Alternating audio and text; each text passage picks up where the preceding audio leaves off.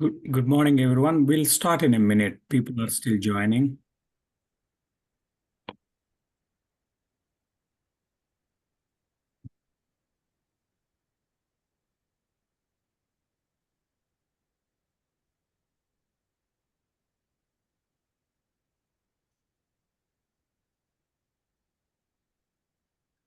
I think we can go ahead and get started. Good morning, everyone. నా పేరు మదన్ పాములపాటి. నేను NATS president. మీలో చాలా మంది తెలుసు నాట్స్ లాస్ట్ 15 years నుంచి భాషే రమ్యం సేవే గమ్యం అనే నినాదంతో ఇక్కడ అమెరికాలోను అక్కడ 2 తెలుగు రాష్ట్రాల్లో కూడా సేవా కార్యక్రమాలు కమ్యూనిటీకి ఉపయోగపడే కమ్యూనిటీ ప్రాబ్లమ్ సాల్వ్ చేసే యాక్టివిటీస్ను లాస్ట్ 15 yearsగా చేస్తూ ఉంది. అదే ప్రాసెస్లో ఇవాళ ఈ వెబినార్ కూడా there was overwhelming response. Already 150 people register చేసుకున్నారు. Will continue to do service activities. మా help line 1888 for Telugu.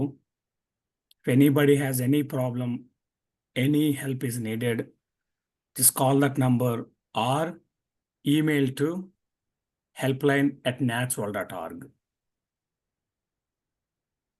So with that, if you want to know more about NATS, you want to become a member or become a volunteer, just go to natsworld.org. With that, I'm going to hand it over to our chairman, Prashant Pinnamneni garu.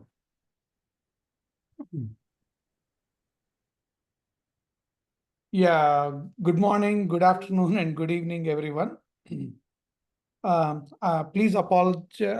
I want to apologize. I may have to speak in English because our speaker doesn't understand Telugu. He is from India. This is Prashant Pinnamneni, NATS chairman. Along with me is Madan Pamulpati garu, our president, and past president Bapuniti garu. First of all, thank you all for participating in this webinar. Without any further ado, I would like to introduce our guest speaker, Mr. Shrey Agarwal. Shrey is a BCom honors graduate from Delhi University and a qualified chartered accountant. He has been associated with Coinman Consultants since 2017. Prior to being associated with Coinman, Shrey worked with different companies like EY India, PwC in the tax and regulatory team. Shrey's experience in advising Indian as well as global clients, like clients from Korea, Japan, Singapore, Europe, America. He has vast experience in serving NRIs and PIOs. And I know Shrey from probably a couple of years, and he's very knowledgeable, and it was always a pleasure to working with Shrey. And I want to thank him for taking his valuable time in educating about our community on the repatriation process for NRIs and PIOs. So I would like to hand over to you to take it from here. Thank you, Shrey. Thank you, Prashant, and thank you for the warm welcome. Thank you for also, giving us this opportunity to be a part of this webinar. So, good morning, everyone. Subhodayalam. As you may see on the screen, today we will mostly discuss around the issues for the NRIs and PIOs. Primarily residing outside of India on the fund repatriation. Along with, we'll also cover some other aspects like the types of investments which the NRIs or PIOs can make in India, the types of bank accounts which the NRIs or PIOs can set up in India, the permissible debits and credits to such bank account, and also few taxation aspects which are related to our topics. So moving on, we would first like to start with the difference as to the difference between an NRI and a PIO. I think the screen's not moving. 1 second.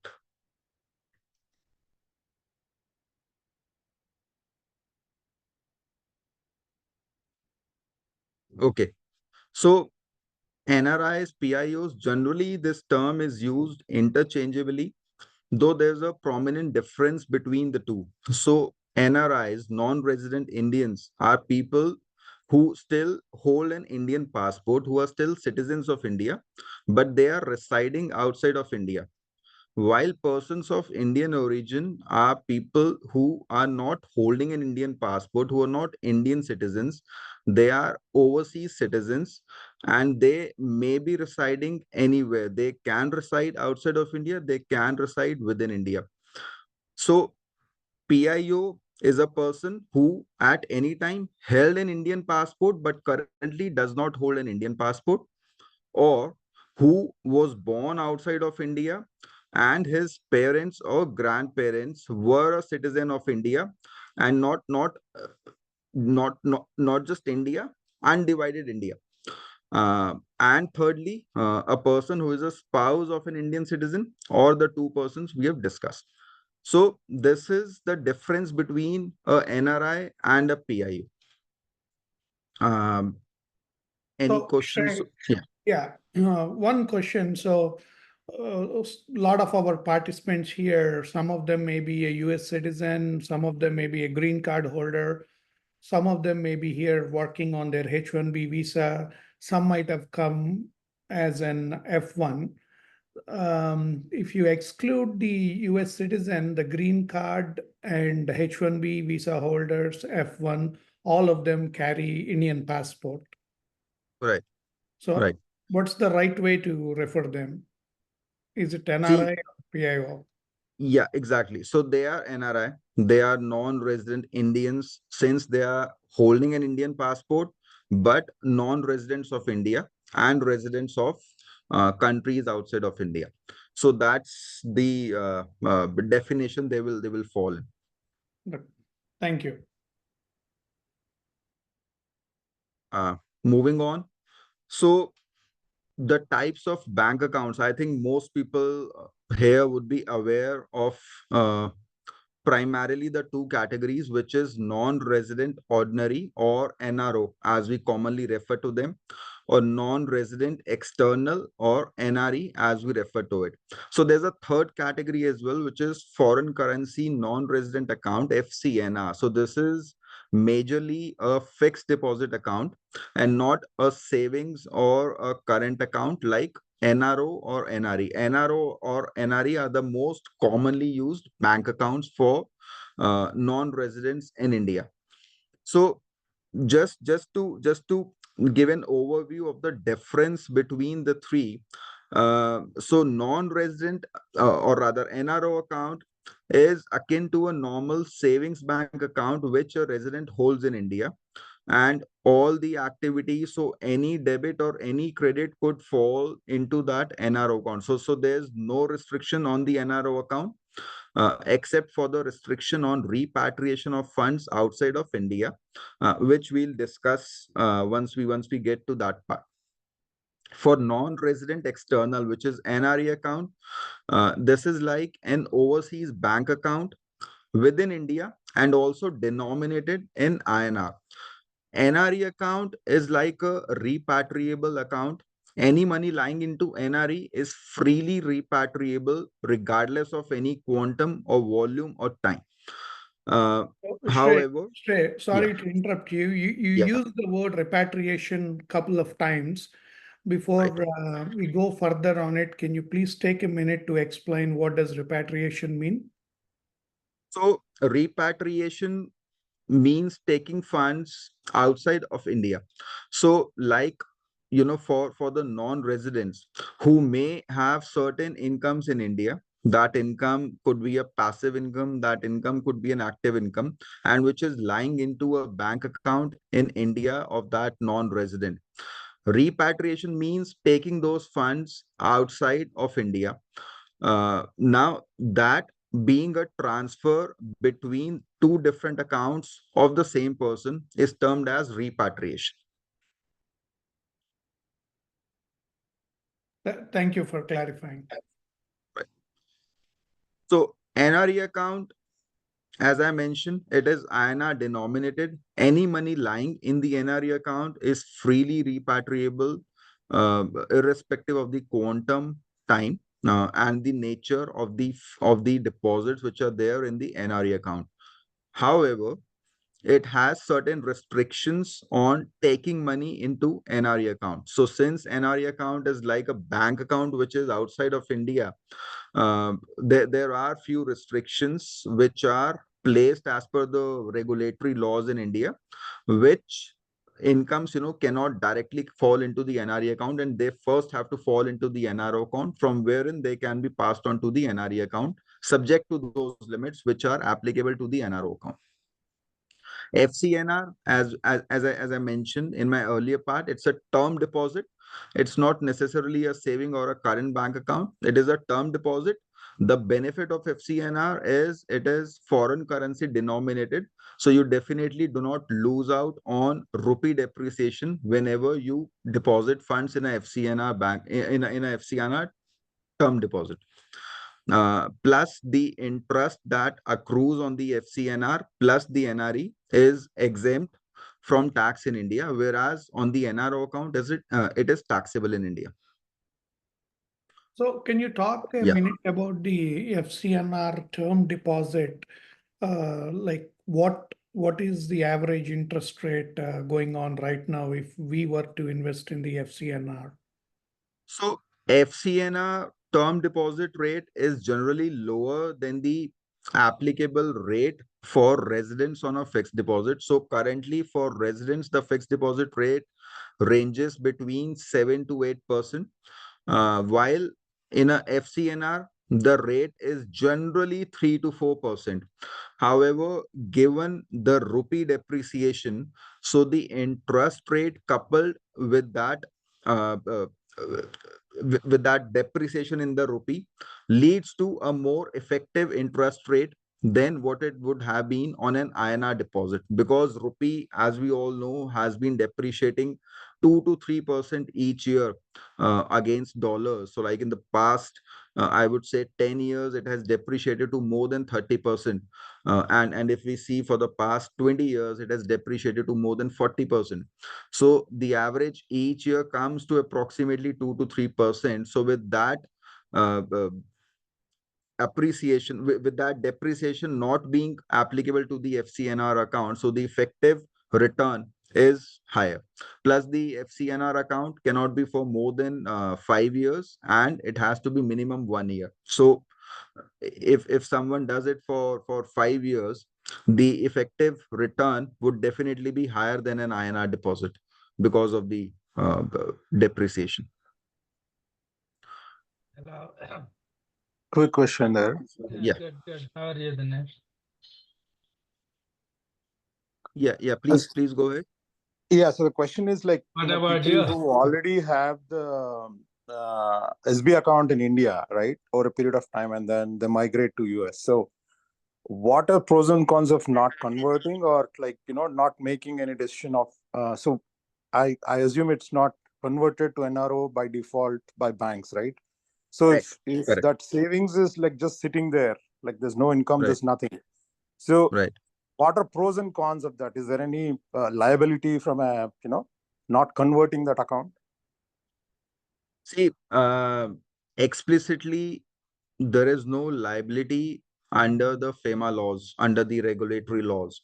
However, it is clearly stated that as and when a resident person becomes a non-resident, the savings bank account, if any, held by that person, would then be construed as a NRO account.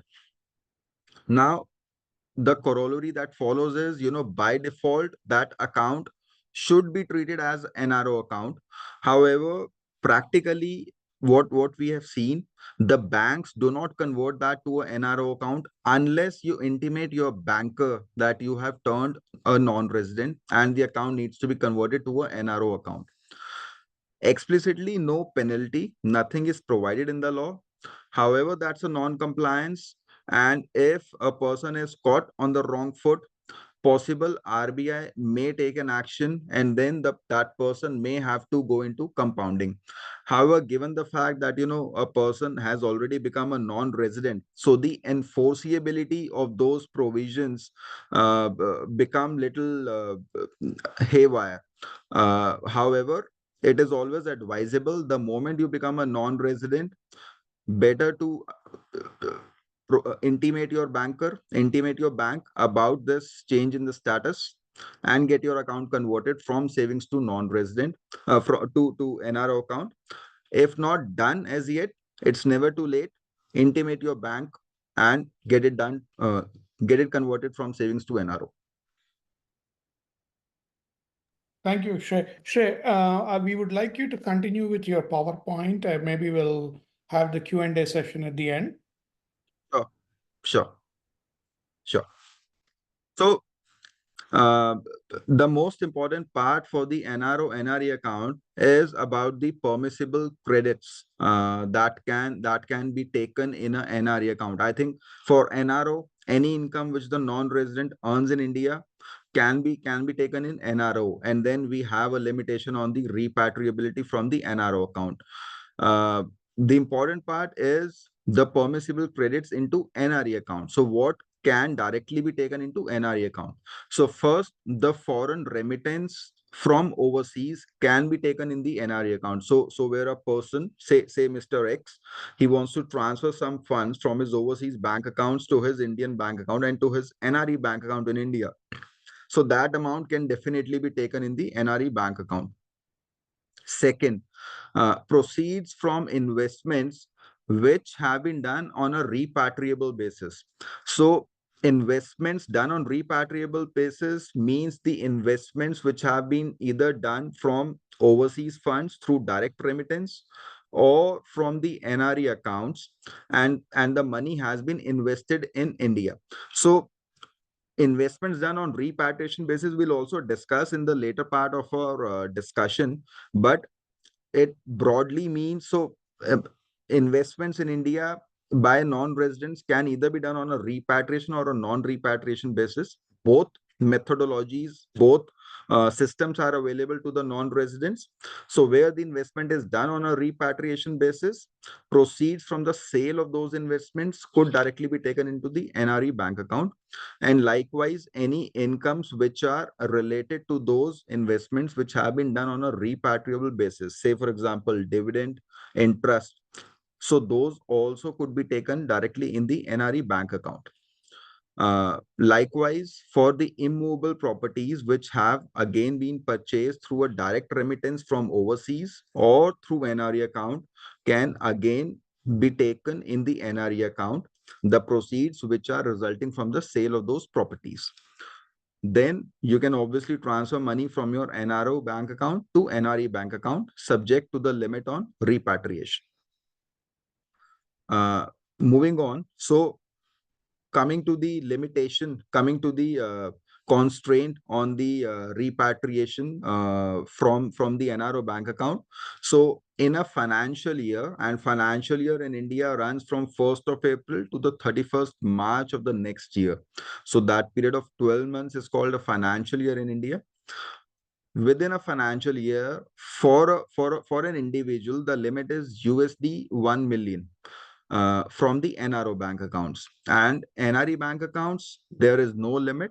Any amount could be transferred. Likewise, FCNR, any amount could be transferred outside of India.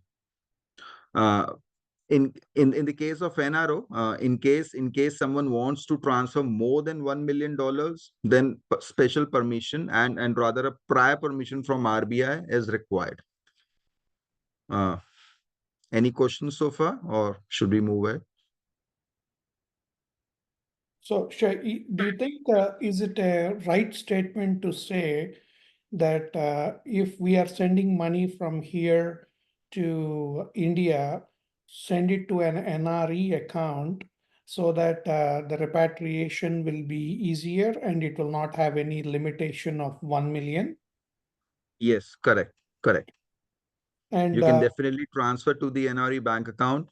See, the only issue arises for the entity wherein the investment is being done. So where the amount is being invested in a, say for example, the amount is being invested into a company in the form of a share.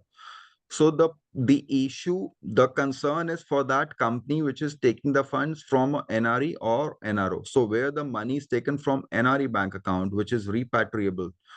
So that money, that investment is considered to be FDI, foreign direct investment. And then the compliances for FDI, the RBI compliances for that company, they trigger.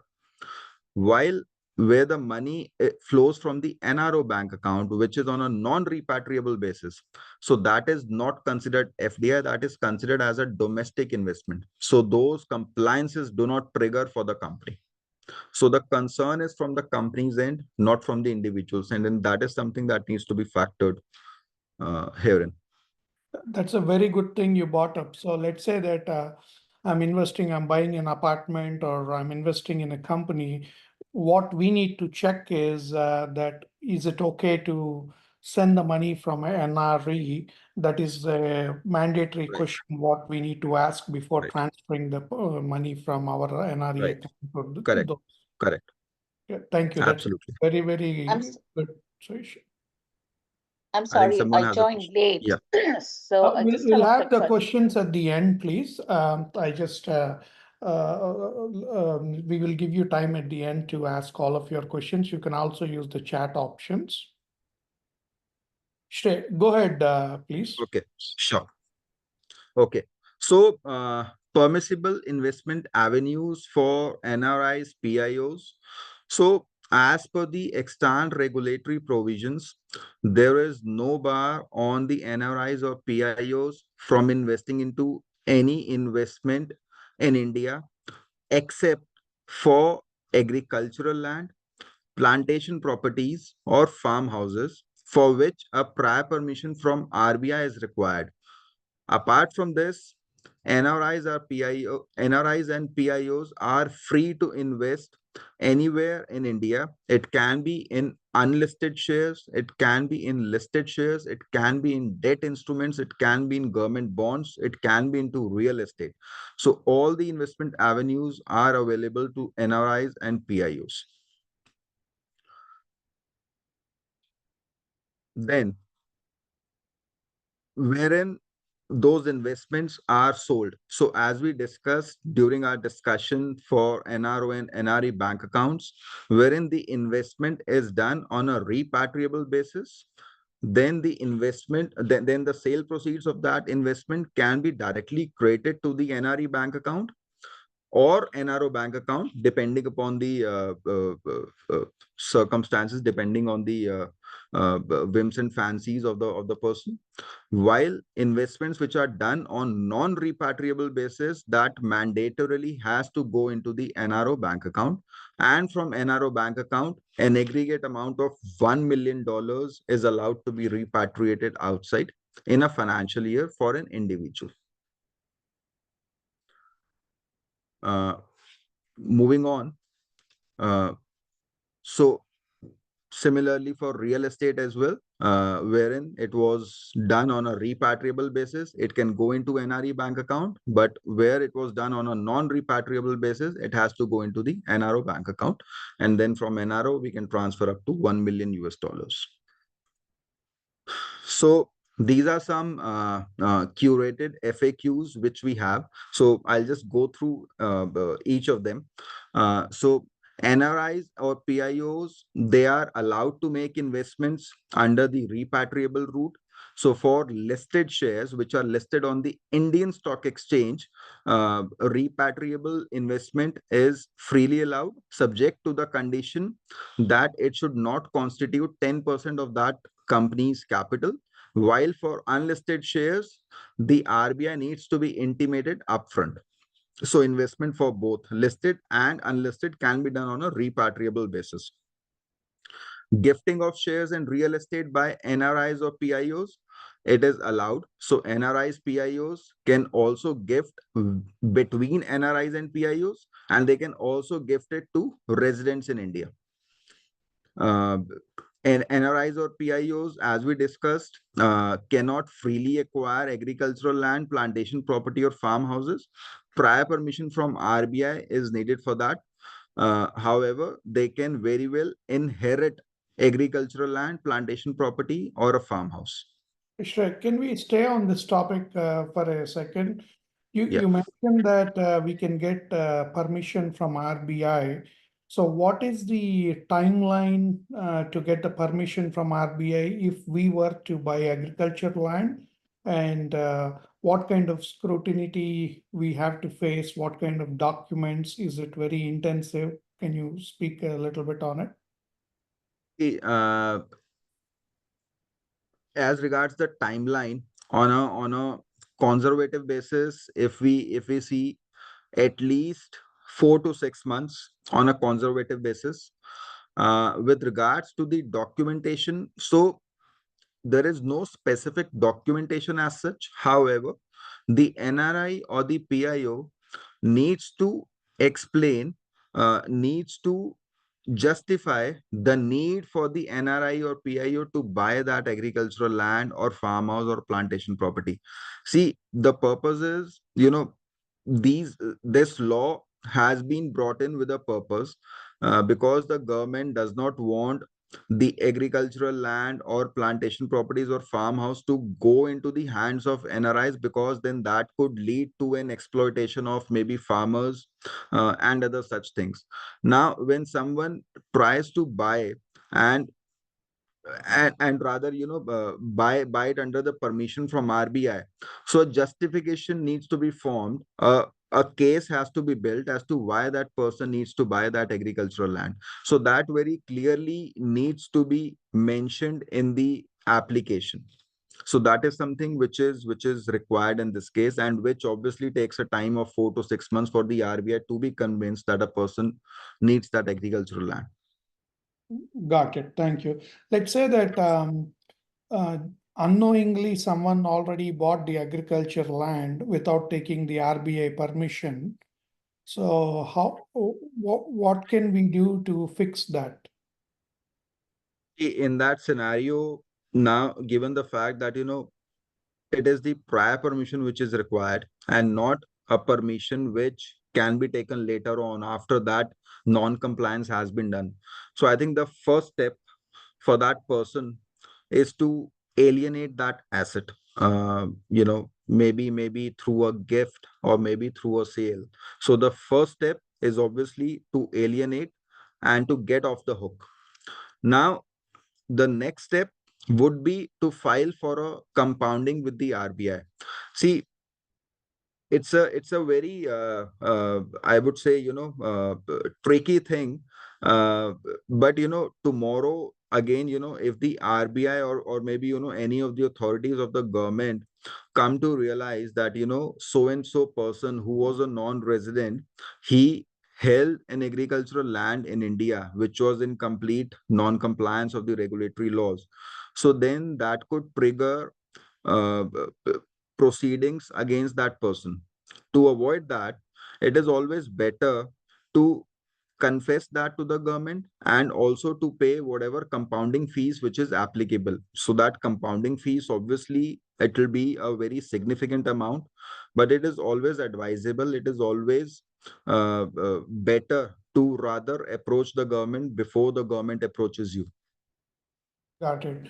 Thank you. You also spoke about gifting and inheriting. Can you educate us what is the difference between the gifting and inheriting?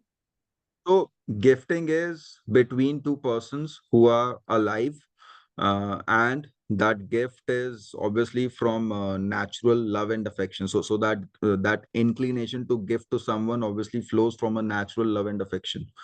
While inheritance is when a person dies, so his successors, to whom that particular asset is transmitted or transferred. So that is what inheritance is. Inheritance comes into picture after the death of the person who held the asset, while gifting is when both the persons are alive. Okay, so let's talk about inheritance. Do we need to have some kind of documentation like a will upon death, this property is going to so and so person? See, will, if it is there, it is well and good. Obviously, for the fact that, it definitely avoids disputes between the successors. But even if will is not there, in that scenario as well, the property flows to the successors, and it is up to the successors to distribute between them evenly, or, in a certain arrangement, certain manner, certain proportion. While in such cases, I would still advise for a NRI or PIO, in case, the person who is deceased, if that person held an agricultural land, to rather not inherit that agricultural land, and maybe, if there's a possibility of, another sibling taking over that agricultural land who may be a resident. Because even if that NRI inherits that agricultural land, uh, again, it is still not clear in the law whether that person can retain that agricultural land, or if that person has to immediately sell off that land. So just to avoid that controversy, it is better that NRI does not even inherit the agricultural land. However, if that's not possible, then yes, you can inherit it, and keep it, although the law is not clear on that. Do we need to take the RBA permission also, right? When we are inheriting that? No, not for inheritance. We do not need a prior permission, but we need to intimate to RBI that we have inherited so and so land. Got it. So let's talk about gifting. So is there any limitation on the rupees, like how much can a family member give to another family member? So between NRIs, or Yeah, between NRIs. Yeah. between NRIs, there is no limit. So you can gift up to any limit between the family members. So even if we deviate from the regulatory laws and just move towards the Income Tax Act. So under Income Tax Act, gifting is exempt where it is taken from the relatives, and relatives in the Income Tax Act either means the spouse, or persons who are in the blood relation of that person, or the spouses, I mean, relatives. So that ways, gift from and gift means gift in kind, or gift in cash. So both the gifts, so they are exempt from tax under the Income Tax Act as well. So there is no limit on the amount of gift which a non-resident can give to another non-resident. So there is no limit on that. Limit only comes when a resident gifts to the non-resident. Only in that case we have a limit, and that too in the case of securities. So there is no limit on gifting of real estate from resident to non-resident, and there is no limit on gifting of cash from resident to non-resident. However, for a resident, a resident can only make a payment of maximum of $250,000 in a year to a non-resident. So that ways it is regulated. Got it. Let me rephrase. Let's say that so my family members, like my parents, brother, or whoever blood relation, are residents of India.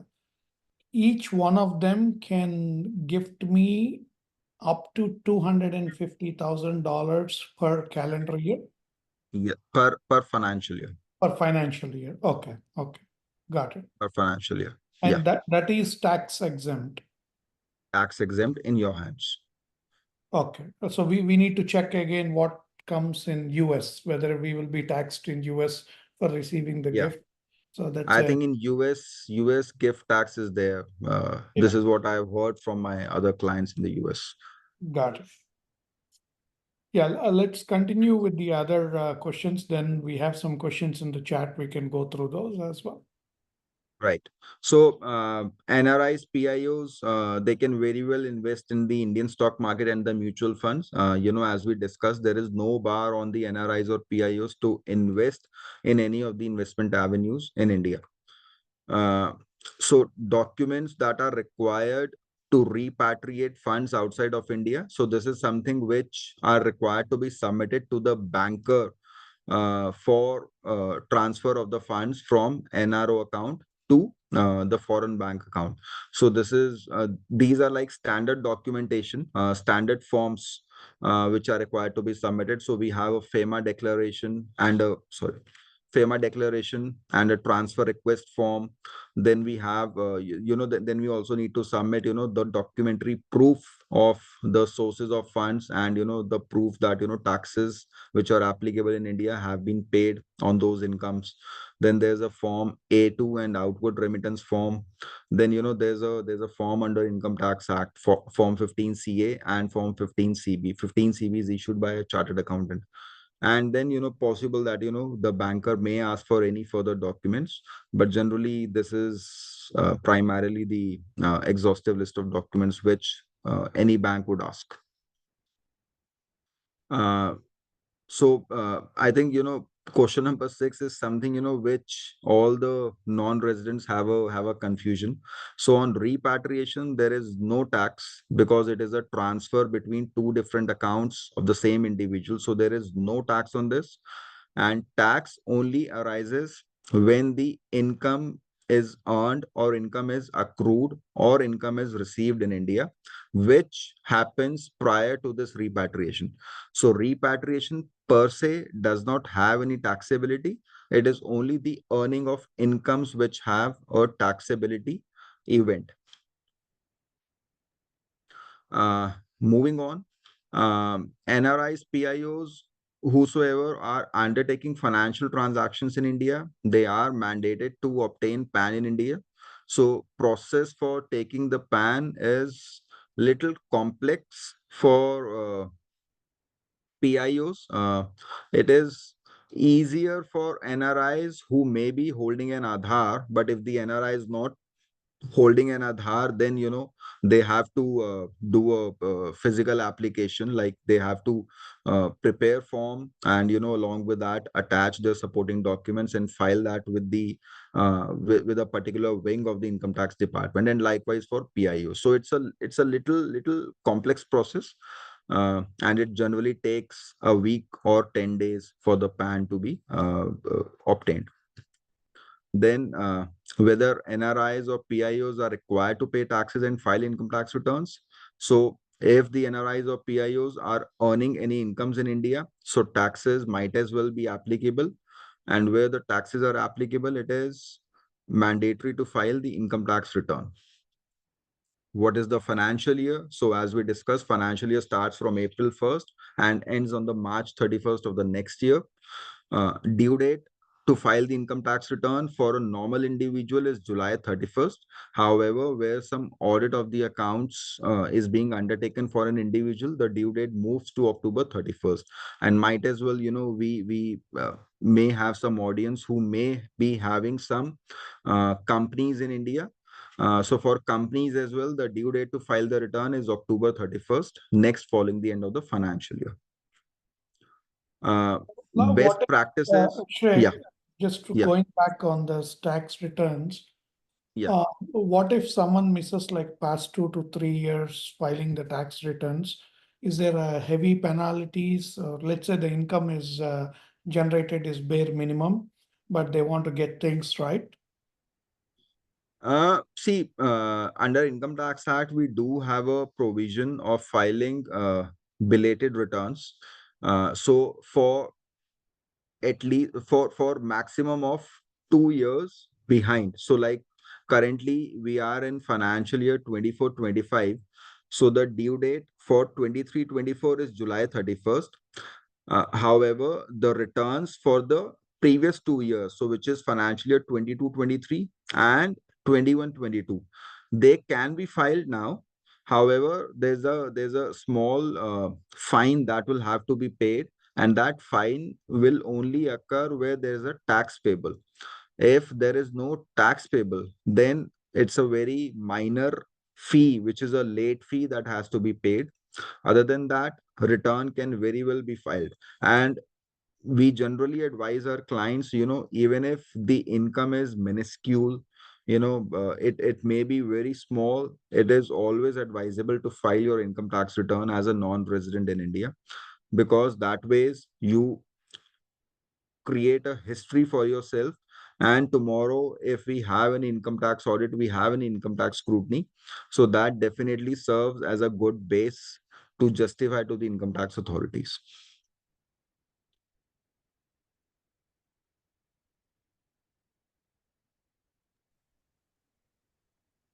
Yeah, got it. Go ahead, Shrey, on the rest of the FAQs. So, best practices to follow while filing the income tax return. So, it is necessary, to have, or to collate all the relevant documents, that we need in support of any income claims, assets, which are being reported in the income tax return. And at least a bare minimum of bank statements, withholding tax statements, any statements from depositories, from maybe, demat accounts, or, mutual funds, everything of that sort should be collated. Professional advice should be taken whenever required. I think, income tax return in India is something that needs to be done very diligently, because once filed, then it's not, then there's no going back in the income tax return. So it has to be done with utmost diligence, and professional advice should be taken, as a NRI or as a PIO. I think it should be left to a professional to file the income tax return. Then, filing the income tax return for a person who was deceased during a financial year. So the return has to be filed in the name of the legal heir.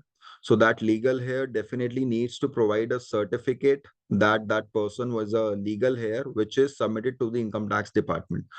And the return is filed by the legal heir, and any incomes which are subsequent, which have been earned subsequent to the death of that person, that is treated as the income of the legal heir. So can you Uh, touch on the legal yeah. hair? What kind of documentation is required? So For in example, India, if a son, a birth yeah. certificate, would that be a good enough? No, so in India, you need to get a certificate from the local municipal authorities that so and so person has expired, and the person, or maybe, that person can be, the child of that person, or maybe, the spouse of that person who was deceased. So they have to provide that, they are the legal heirs, and that municipal authority, they give that certificate which states that, so and so person is the legal heir of this particular deceased person. So either that could be taken from the municipal authorities, the local municipal authorities, or it could also be taken from the banker of the deceased. So upon the death of the person, obviously you would get their bank accounts closed. So before getting those bank accounts closed, it is always advisable to take that certificate from the banker itself. In case of NRIs, can we provide that same level of documentation from here, from our municipalities or counties from here? In that case, it would be better to get a certificate from the banker, instead of from the local municipal authorities. But again, when a certificate, or when a document which comes from overseas, so then again there's a requirement to get that document apostilled outside of India, or maybe, any Indian embassy outside of India. So that's something that is required. Got it. Then, when a person is deceased, so the assets, and this is something, we discussed in the earlier part, the assets, they transfer to the successors. Where the person has a will, it is transferred as per the will, in the manner which stated in the will. And if there's no will, then it is transferred in the manner which is agreed between the successors. Then lastly, NRIs or PIOs, whether they are required to do KYC with the banks in India. Yes, this must be done as per the requirements of the banks in India. Or rather, we have few more questions. Then, one, I think common question for NRIs PIOs is on Aadhaar. So, for Aadhaar, the eligibility to obtain an Aadhaar is the prerequisite to get an Aadhaar is that the person should be a resident in India.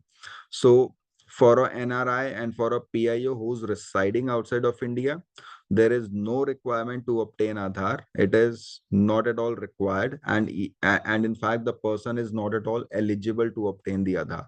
It is only for the residents in India who are eligible to obtain an Aadhaar, although it is not mandatory for them as well. However, because certain crucial services of the government and even the private sector are only available to the persons holding Aadhaar, so that is why it is made mandatory through those means.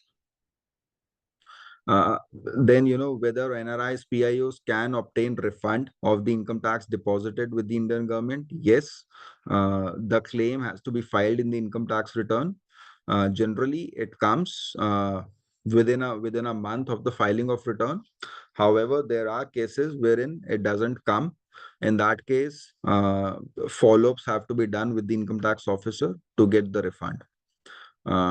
Then on the refund of provident fund or the social security which is deposited with the Indian government, again, as and when the person leaves India, they are eligible to file for a person who is an American citizen. They can only file a claim for the refund of provident fund only after they attain the age of 58 years. And they have left India after completion of their employment in India. They have left India and they have also attained the age of 58 years. While for NRI, they are eligible to file for a claim for a PF refund after they leave India. So I think this is pretty much it from my side. I think now we can have our Q&A session. Sure. There are some questions put in the chat. I'll give you a break to have you drink some water. Take up. That's okay. That's okay. That's okay. Go ahead, please. Sure. The first question what we have is, what are the limits of moving money from a NRO to NRE account? Again, $1 million in a financial year for an individual.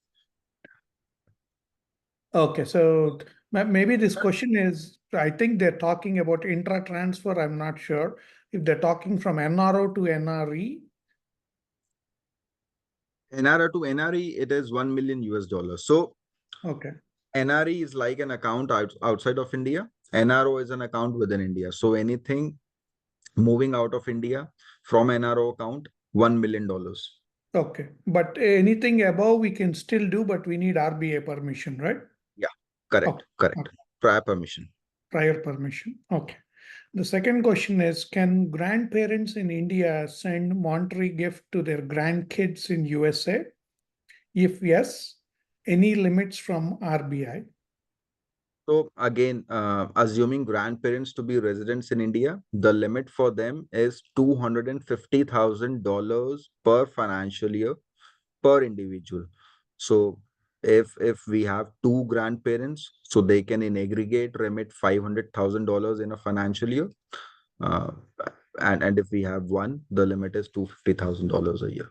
Okay, can we add one more thing to that?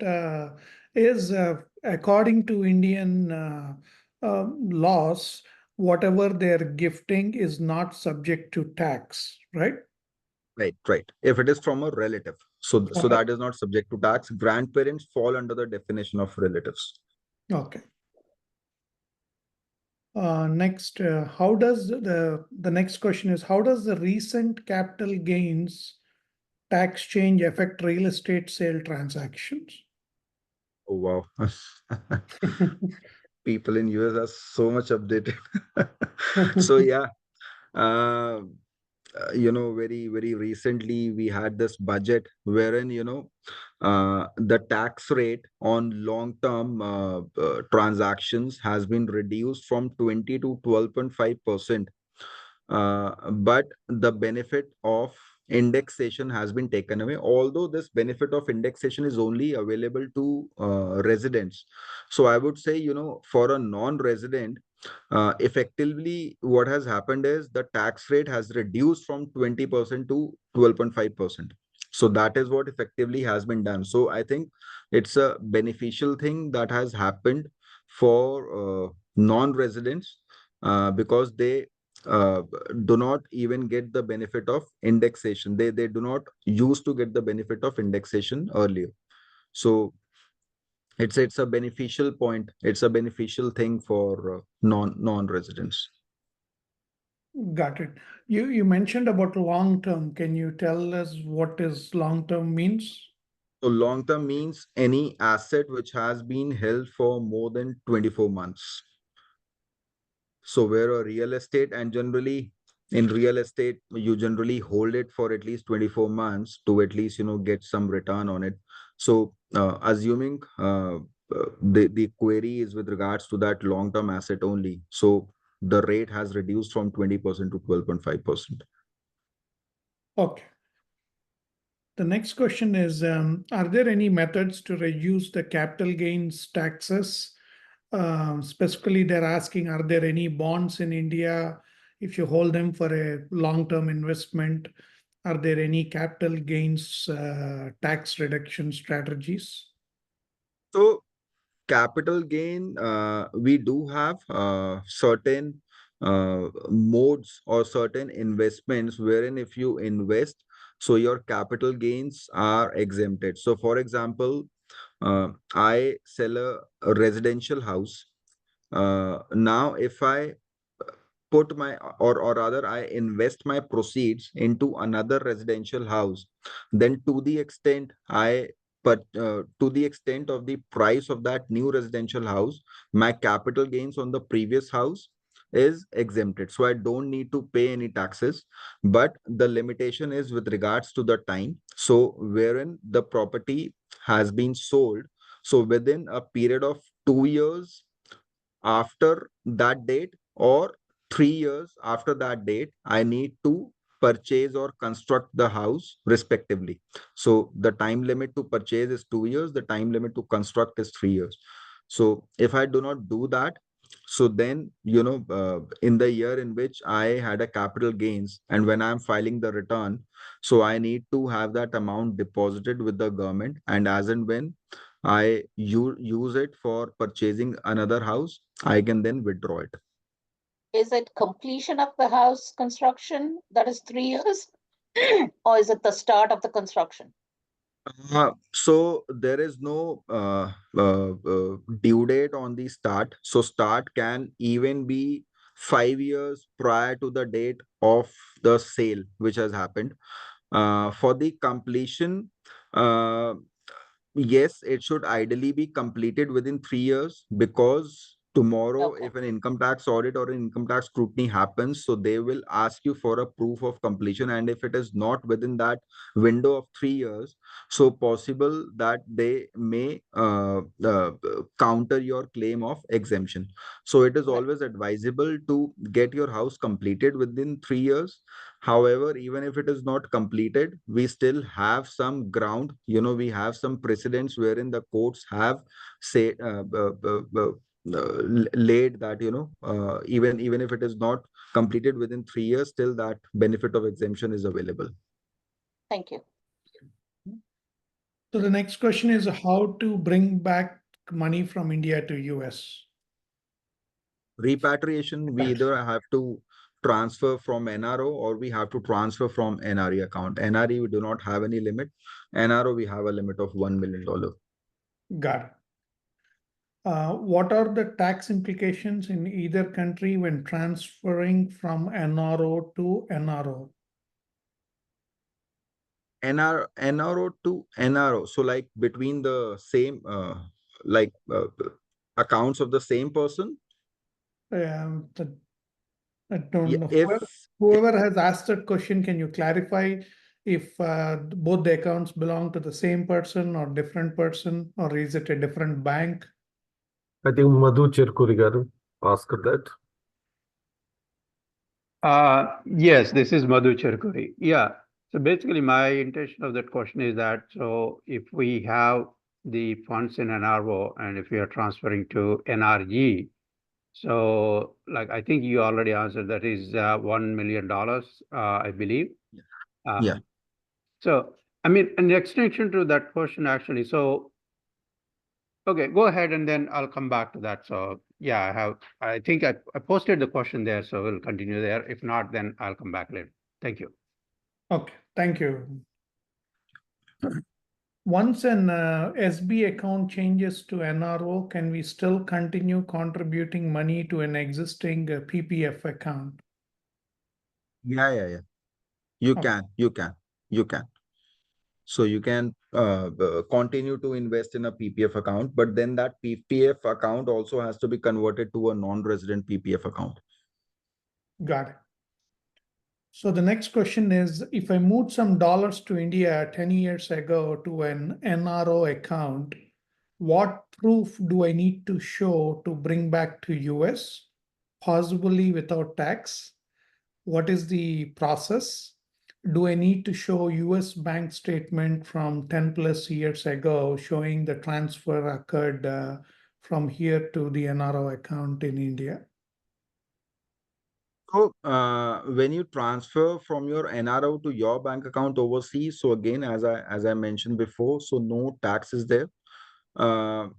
As regards the proof of the source of money, so if it is with the same bank, so that same bank would have the history of your inwards in the bank account. But seems quite strange that for 10 years no transaction has taken place in that NRO. If that's true, then yes, you can repatriate your money outside of India. And you can just tell the bank that this was something which I sent from outside of India, and that could very well be checked by the bank because they would have the entire account history with them. Got it. So here the question is, if we have to bring money back from my NRO or NRE account to US, we don't necessarily have to provide the US bank statement, which is the outward remittance, because the NRO or NRE account already has that inward remittance transaction. For NRE account, we don't have to provide any proof because from NRE, it is freely repatriable. We only have to provide a proof when the transfer is from NRO account.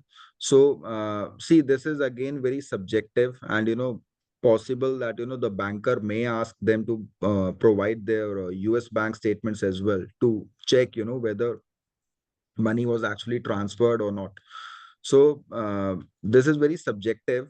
uh, I would suggest to speak with the banker first on the documentation required, and if the banker asks for that, then I think it will have to be produced to the bankers.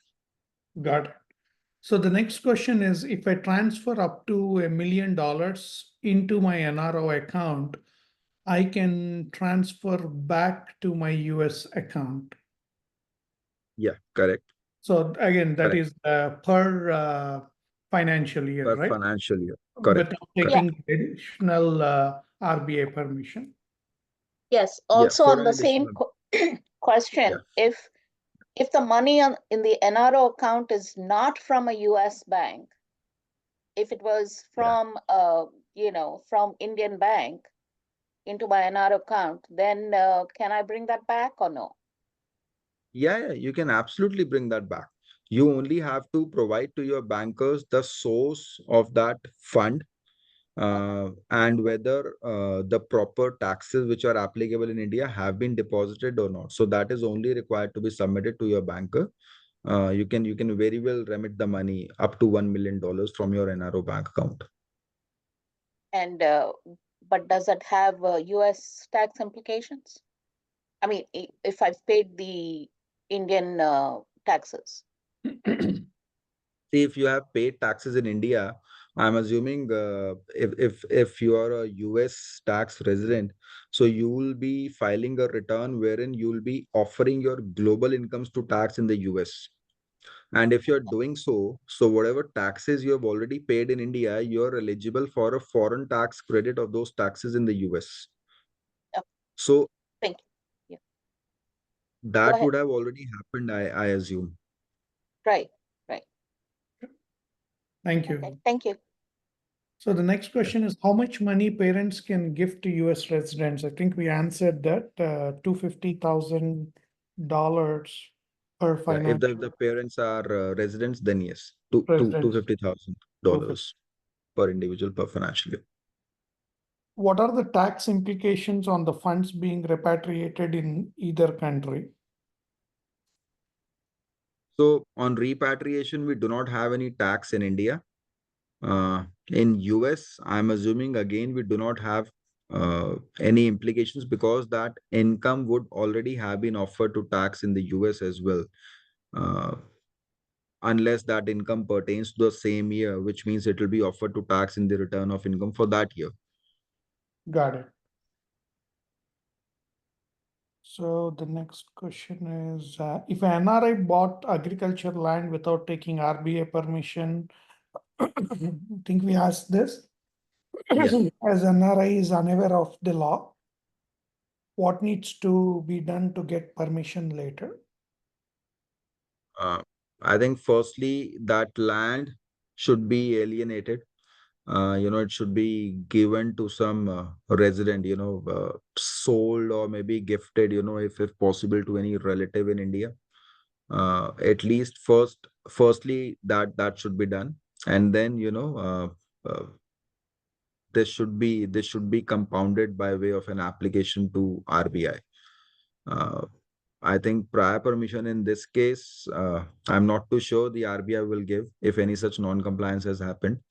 I think firstly the compounding should be done, and then maybe along with that application, then maybe an application for prior permission can be put in. But see, approval of RBI is again subjective. It is not like the RBI has to give the approval, so that is very subjective. Got it. And the next question is, what basis will RBI given permission for agriculture land? I think the question is, if we were to purchase agriculture land as an NRI, on what basis will RBI give permission?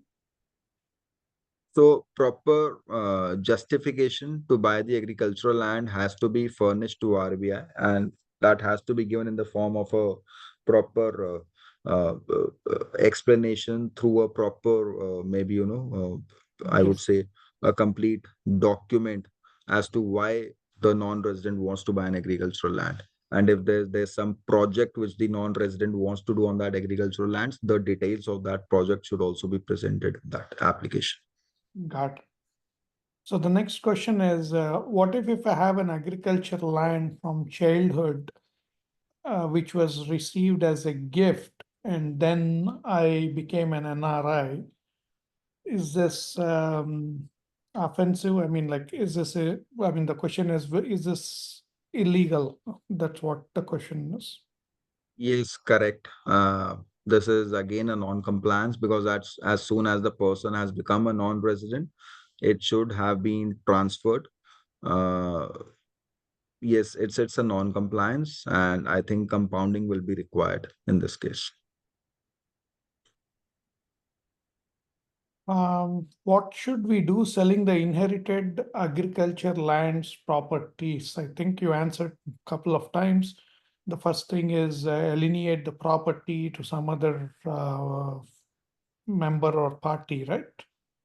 For inherited land, you can still continue to hold it because that's an inherited land. So again, regulatory provisions are silent on that point. So practically, we have seen people holding on to those assets wherein they have acquired it through inheritance.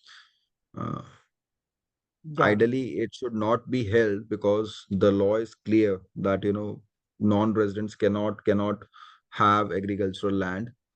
They can only inherit it, but even if inherited, ideally it should be alienated as soon as possible. Got it. And I think you also mentioned that we don't need RBA permission in this case, right? Because we are inheriting the land. Yeah. We only need to intimate to RBI that we have inherited an agricultural land. Yeah. Is it illegal? Is it legal for USA citizens to have an Aadhaar card? Aadhaar card, if the person has got an Aadhaar card, so that's okay. I think with Aadhaar card, there is nothing legal or illegal. If you have got an Aadhaar card, that's okay. But the eligibility criteria says that, the person has to be a resident. So if a person has got an Aadhaar card, it's well and good. But it's not mandated for someone who is non-resident in India. Got it. So the next question is, let's say, suppose we send money to India from US for family support activities in the past. And now if we want to transfer them back to US, can it be done without taxation in USA again? Because when he transferred the money for family support activities, it's already a tax paid money. Right. I think it should not be taxed. But again, I'm not a US tax expert, so difficult for Sure. me to answer. But I think logically, yeah, it shouldn't be taxed. Got it. For PIOs, do we need to make any changes to PAN card which was obtained before migrating, like changing the status to NRI PIO?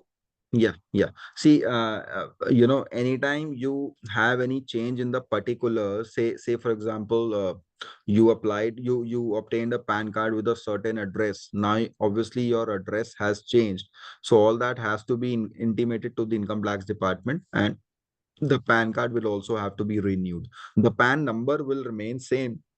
However, the person will receive a new PAN card, and for that he has to file another application. Got it. And do we need to link our Aadhaar card to the PAN card? Yes, that's mandatory. Okay. But but you said it's not mandatory to get a Aadhaar card if you're a US citizen, right? If you have got an So, Aadhaar card, then it's mandatory to link it. but then your Aadhaar card has an Indian address, whereas your PAN card has a US address. That doesn't matter. You can still link it. Okay, thank you. What are the repercussions of not linking? So if you're not linking, then your PAN becomes invalid till the time you link it. And you can't do any activity on your PAN. So whenever you try to file your return, or any person tries to deposit any tax, so all that will be invalidated. I have been doing that because I have not linked my Aadhaar, but I've still paid my taxes. Even this year, I paid my taxes on my PAN, and they've accepted it. Generally the PAN becomes invalid. I think for your case, might as well this has happened because you are a non-resident. Might as well. I'm not too sure on that, but we have seen, in fact, in the cases of non-residents as well, this was happening, that where Aadhaar was not getting linked to the PAN, they were invalidating the PAN. And then we had to physically go to the income tax department, to their jurisdictional assessing officers, to get that validated, because we But had if to I don't have an Aadhaar, I can't link it, right? even if you So, do not have an Aadhaar for non-residents, because of their system, because of some flaw in their system, they were still invalidating it without realizing the fact that the person is a non-resident. And then we had to physically go to the tax office to get that sorted. So if you have an I see. Aadhaar, most likely your PAN would have been invalidated. By God's grace, your PAN did not get invalidated, but practically what we have seen, the PANs were getting invalidated. I see.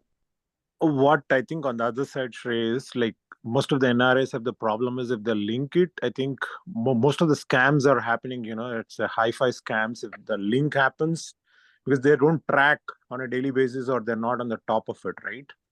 So most of the other scams, what we hear and what we see, I think that's the major block in linking, So can you show some light there, Aadhaar? So that's one of the detractors of not linking.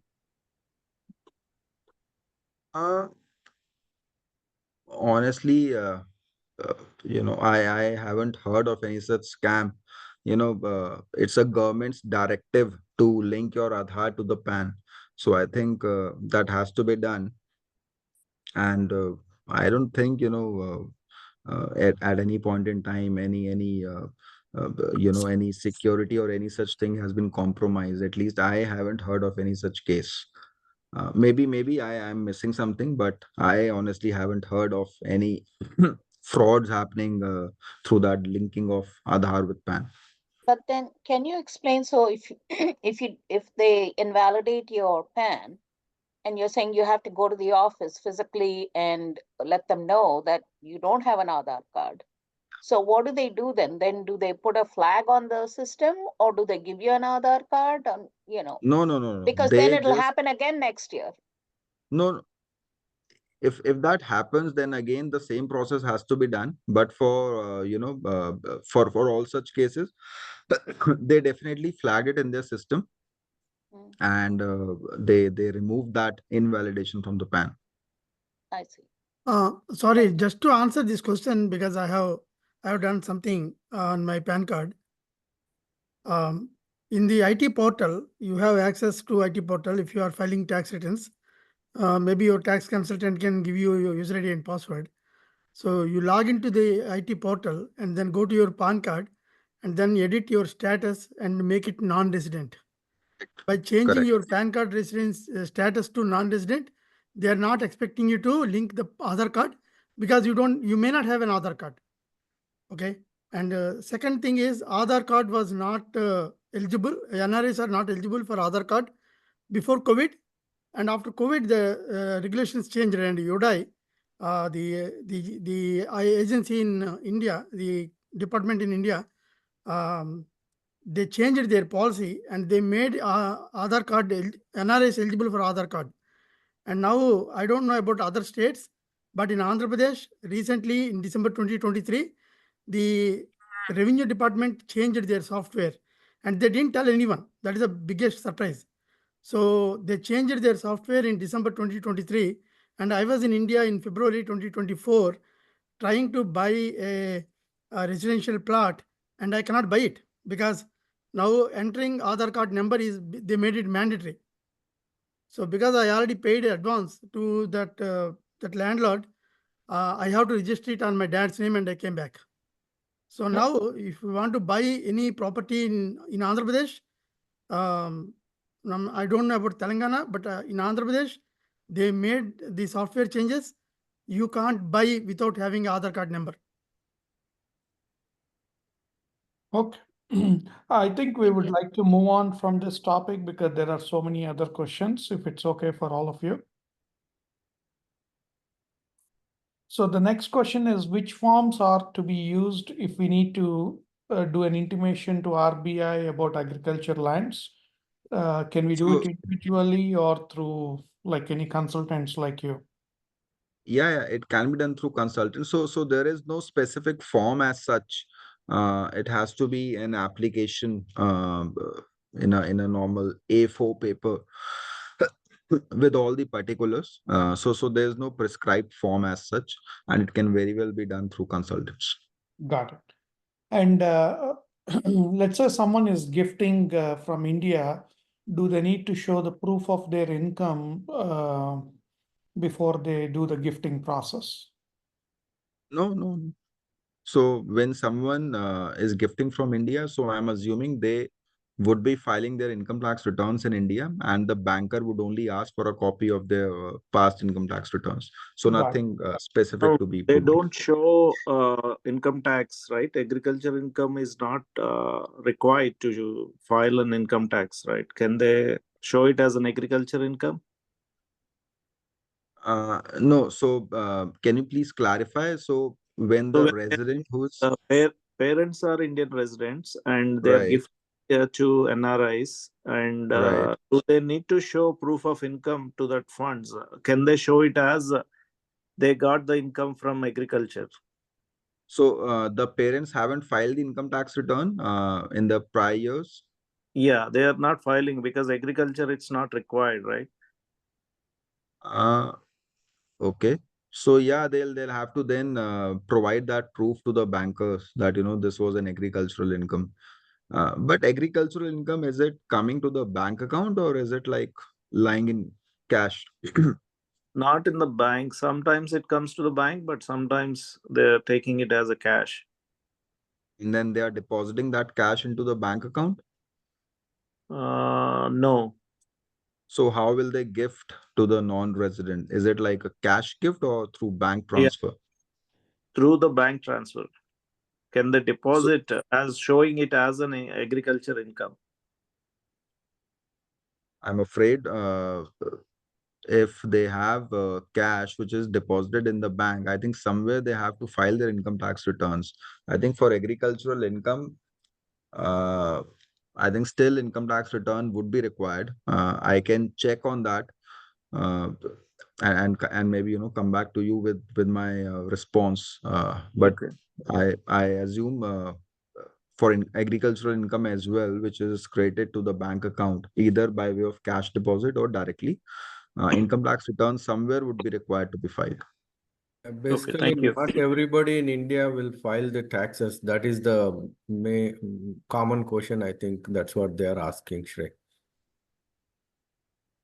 So income tax Sorry, return. it may not be our agriculture income. What if my sibling from ancestral property, they sell the real estate, right? Like some land or a house, and they're trying to give that amount to us.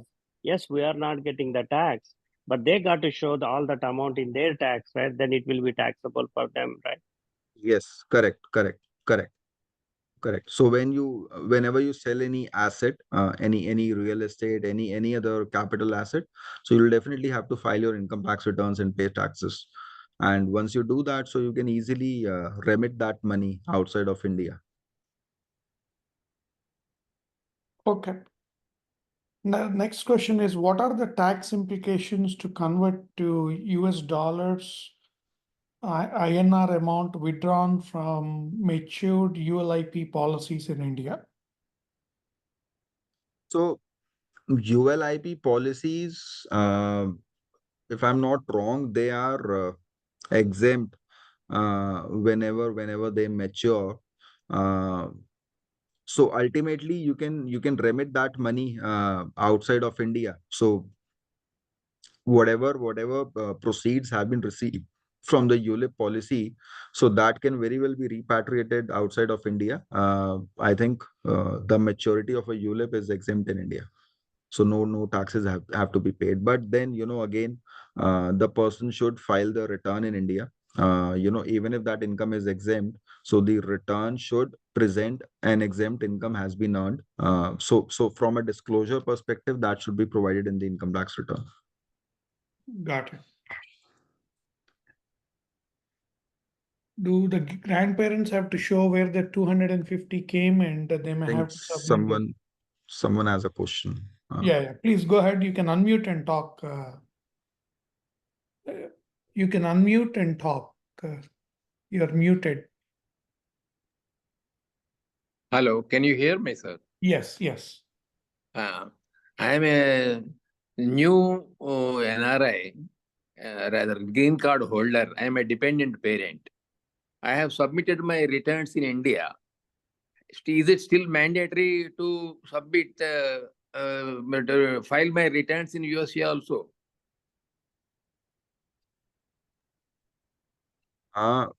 I think you'll have to check with a US-based tax consultant for that.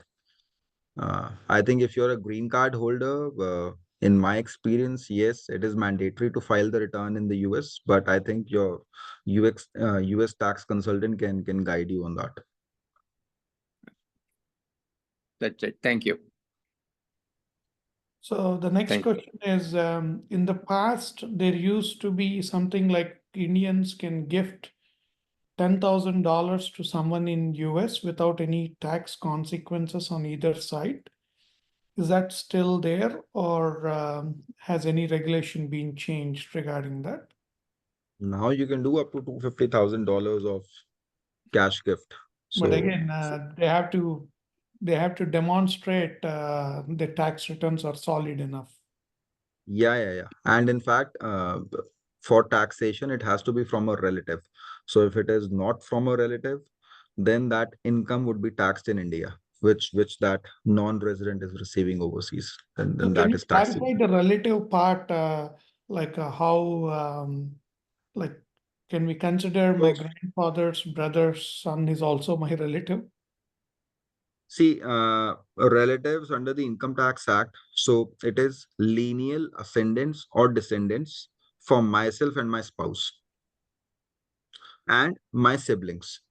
So those are within the definition of the relative. Now, to your question, grandparents, brothers, their children who are like uncles of a particular person, so they do not fall within the definition of relative. Got it.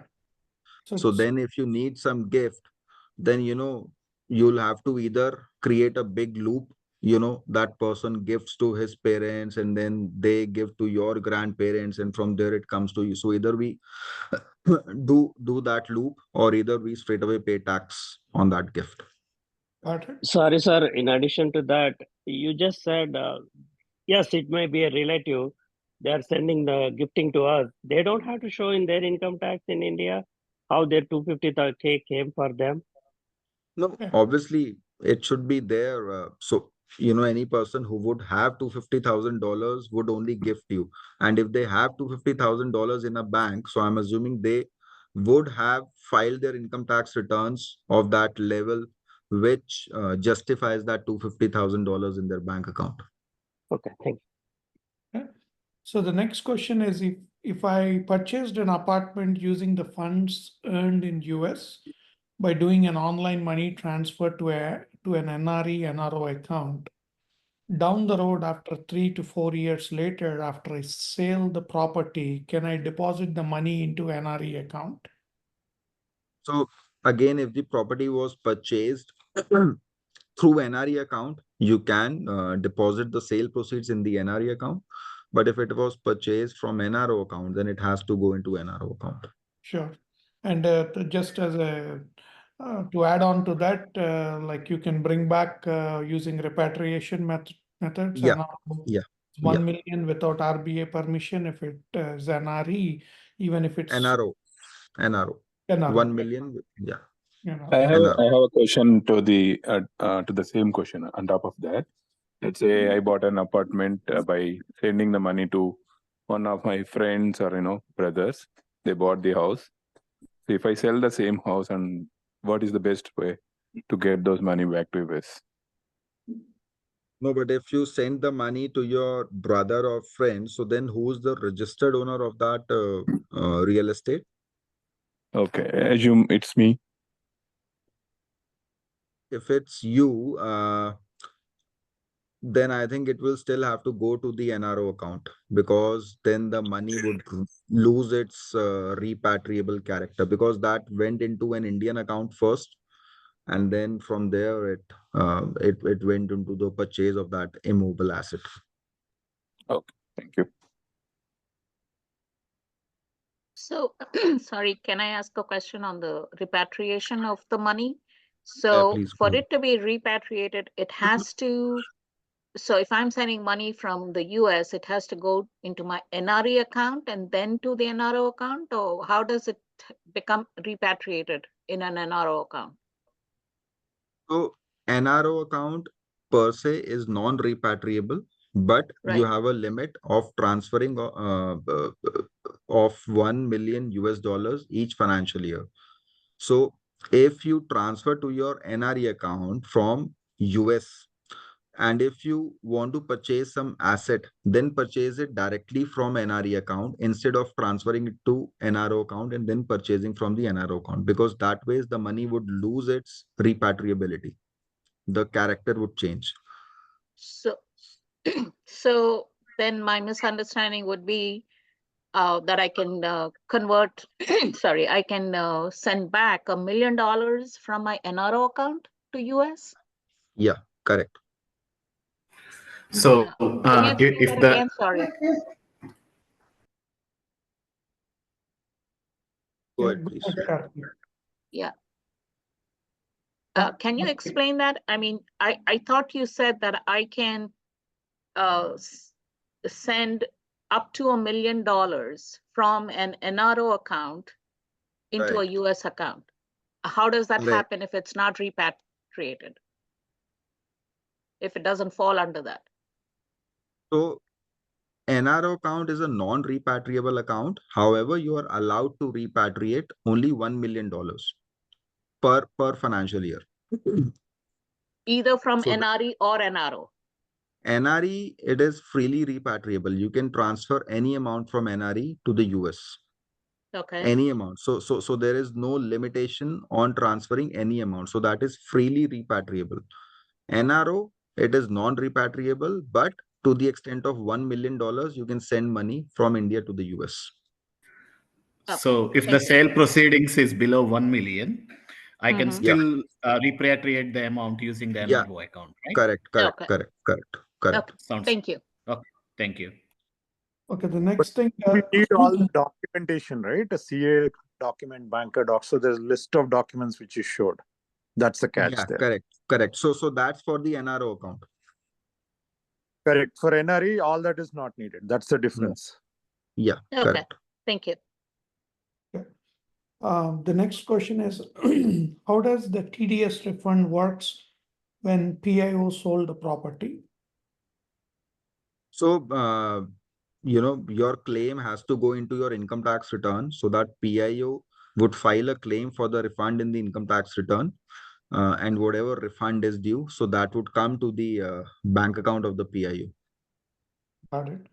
And a lot of people are asking, how do they reach out to you for any consultation? I'm putting your website, coinmen.com. If any one of you want to engage their Coinmen consulting services, you can feel free to reach out to them. I also want to make a disclaimer. NATS NATS does not take any liability between any transactions happening between Coinmen and you.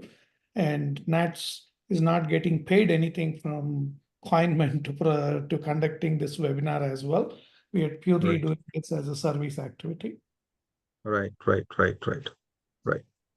So, couple more questions, then we will wrap it up. Yeah.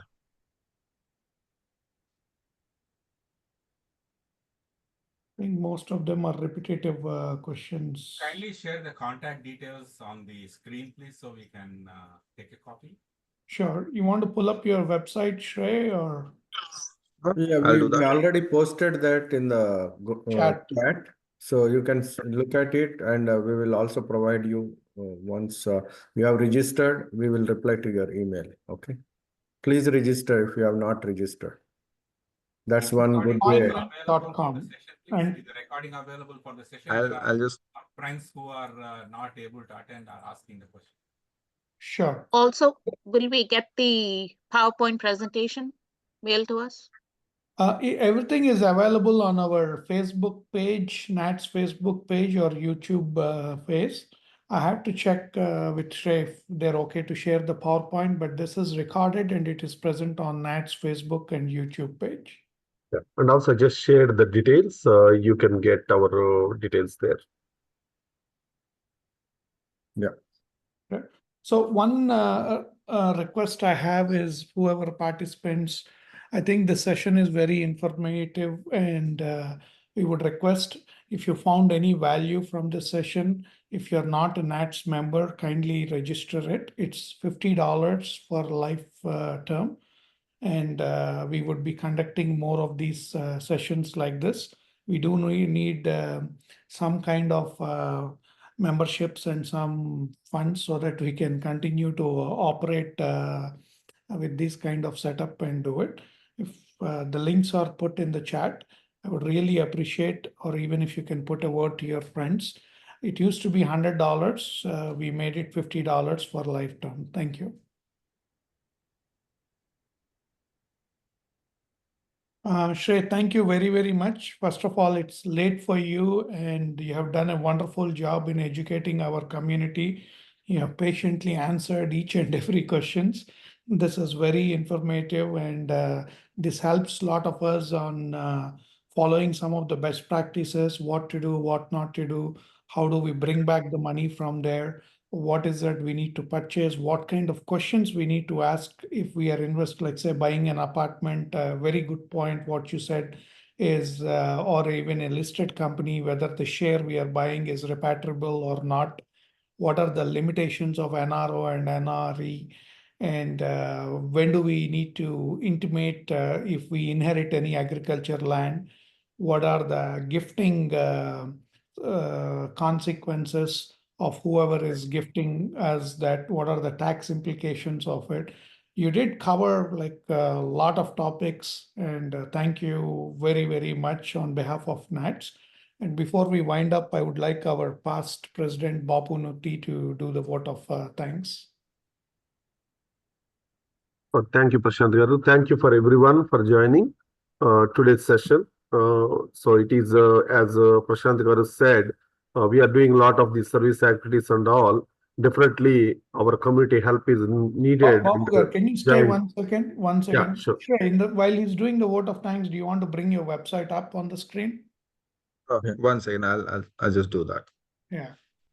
Yeah. Shreya, thank you. Also, I wanted to say you answered close to 50 questions that we collected, and Prashant was very, methodical in going one after the other. Thank you. Srinivas, thanks for organizing. And the thing is, I don't know how many of you noticed, in the past 2 hours, Shreya did not even sip a glass. Maybe one time he sipped a glass of water. Thank you. Yeah, this is their website. If you guys want to engage any of them for consultation, go to contact us page, and these guys are pretty responsive. Yeah, Bapu, So- go ahead, please. Yeah, thank you, Andy. Hold on. Shreya, do you want to say something? No, that's okay. Please. Go ahead. Yeah. Go ahead. Thank you for everyone's participation, and also we would love to be all of you to be part of our NATS community. That way we can conduct a lot of these sessions, and those are helpful for the community. And also thank you for staying too late, and I know it's very late for you, and very detailed explanation you provided, and it's more helpful. Many of them have questions. Some of them may not be able to join today, but in next few days, our recorded webinar will be in the NATS YouTube channel, so the other community members can watch there. And thank you, Shrey, and all your team members who helped to put together all this. And also our core team members. So there are many people helped behind the scenes for everyone. Couple of them are here, like Srinivas Garu, Ravi Garu, and a couple of other members, and a lot of people behind the scenes helping. Thank you for everyone for all the support. Thank you for our chairman Prashant Garu for leading all this session. Very well led, and took care all the questions. And thank you for President Modra Garu for joining too. Thank you everyone, and we will see you in the future sessions. Thank you, Vansh. I'm sorry I forgot to mention you. Thank you, Vansh from Coinman as well. Thank you. Thank you all. Thank you, everyone Shrey, and who once joined. good night. Yeah. Please don't forget to Thank take you. the membership if you didn't take it. Okay, we would really appreciate that. Thank you. Right. Thank Thank you. Bye. Thank you.